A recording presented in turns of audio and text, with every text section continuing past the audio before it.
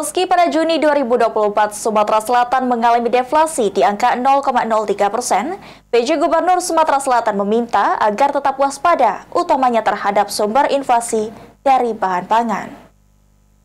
NTUP ini lebih real karena hanya membandingkan.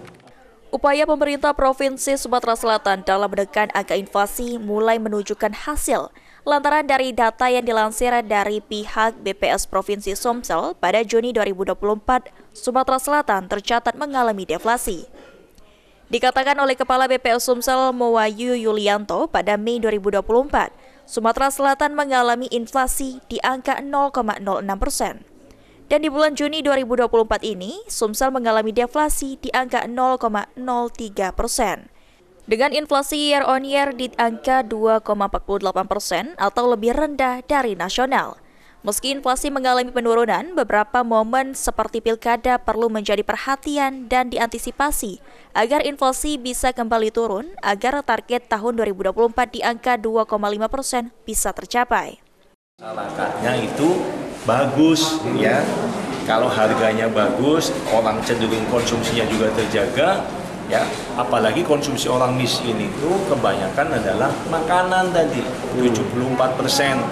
Nah kemudian orang miskin kalau memang ibu-ibu punya cara, orang miskin janganlah merokok, gantikan dengan yang berkalori untuk beli beras kan, tadi proporsinya juga tinggi tuh rokok itu ya, itu tadi.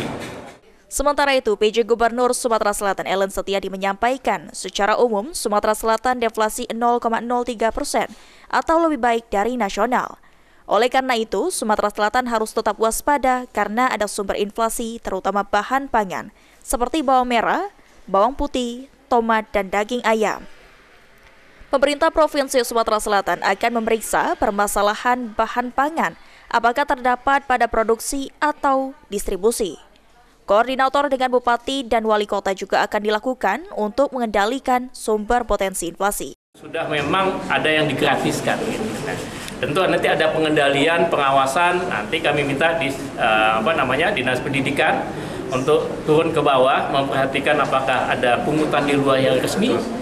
Kalau memang ada pungutan resmi, biasanya sudah bisa dihitung dan sudah kita bisa prediksikan karena memang itu ada tahunan seperti itu. Kalau untuk pengendalian harga sendiri, kalau selama ini kan pemerintah provinsi itu melakukan pasar murah, mungkin kedepannya ada langkah khusus nggak Pak yang akan dilakukan untuk mengendalikan harga, Pak? Tetap kita konsisten.